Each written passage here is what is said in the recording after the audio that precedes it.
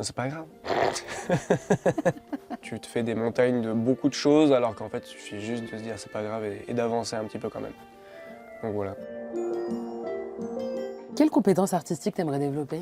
Soit un instrument, genre jouer de la basse, soit la photo. Être genre le bassiste star d'un groupe de rock, mais genre hyper connu, incroyable. Imagine, on te donne des millions d'euros pour faire ton film. Déjà, ça parlerait de quoi? Je pense que je ferais un film de science-fiction à la campagne. Acteur principal, je te mettrais, comment ça s'appelle, Tom Hardy, j'adore cet acteur, trop fort. Campagne normande, ouais. Lui, il colle bien à ça. Jeff Panaclock, c'est le méchant.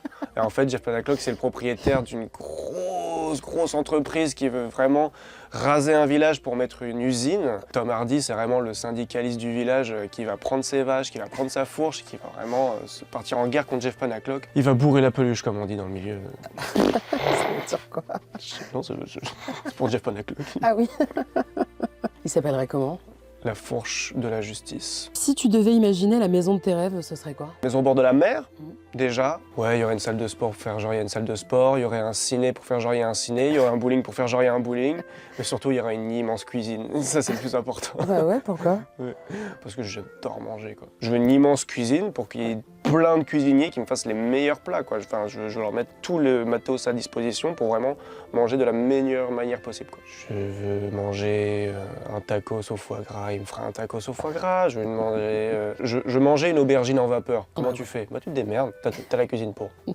Ton spectacle rêvé? Moi, j'ai vu une salle que je trouvais trop bien. C'est un cabaret. Je trouve que le stand-up se prête très bien au cabaret. Et t'as des cabarets immenses dans Paris qui sont géniaux. Le Lido, j'ai vu la salle, j'étais en mode incroyable. Je pense que je pourrais faire une captation dans ce genre d'endroit. En fait, t'as une grande scène toute carrée et t'es un peu au milieu des gens. Et les gens sont quand même bien installés parce que t'as des tables et tout, des banquettes. Et tu doubles la capacité parce que je crois que c'est quand même pas assez grand pour ma salle de rêve quand même. Ce serait qui ta première partie? Ce serait Adèle. Adèle Fugazi. Je veux pas qu'il y ait une star dans ma première partie, ça me ferait chier. Moi, je veux qu'il y ait des potes. Parce que sinon, s'il y a une star, ce sera meilleur que moi, la flemme. Non, je mets les frérots, je mets Adèle, je mets Basile, je mets tout le monde. Et les guests? Moi, je veux des chanteurs. Moi, je veux un Angèle qui fait pas la musique d'entrée parce que c'est plus sur un délire émotionnel. Du coup, ce sera la musique de fin. M, il fait ma musique d'entrée, c'est pas mal. Ok, et il y aurait quoi dans ta loge? Il y aura une Switch avec Mario Kart. Il y aura bien sûr à manger, fontaine de choco, que je vais pas toucher bien sûr, hein, c'est pour faire genre il y a une fontaine de choco. Il y aura plein de chips que je vais pas toucher parce que sinon j'ai la bouche salée pour le spectacle.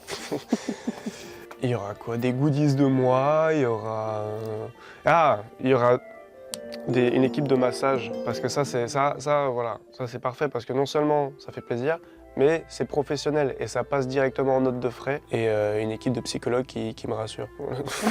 Si tu devais avoir un prix, ce serait lequel? Ouais, allez, un petit prix, un Molière. Pour un gars qui a un spectacle, c'est quand même pas mal. Et c'est vrai que je trouve ça stylé d'avoir un prix de cinéma. Tu vois. Genre avoir un César, ça claque. César pour un film, mais la révélation, on savait pas de quoi il était capable, mais en fait il a crevé l'écran, c'était incroyable.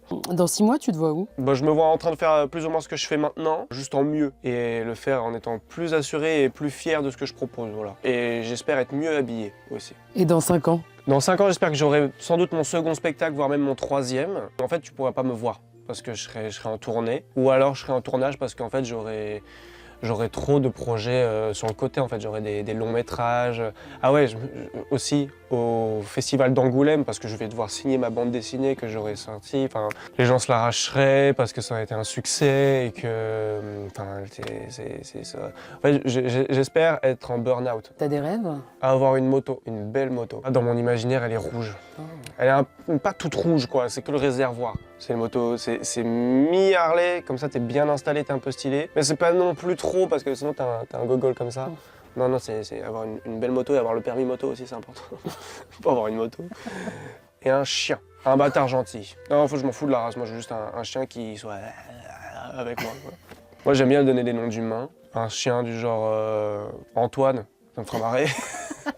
Pour cette année, qu'est-ce que tu te souhaites? D'avoir un spectacle qui me plaît à 100%, de bien remplir mes salles, d'intéresser les gens grâce à mon spectacle et qu'il ait bonne presse et et que ça se développe bien et que les gens viennent et que les gens sont contents et que voilà. De me trouver un peu de temps pour me reposer aussi, voilà.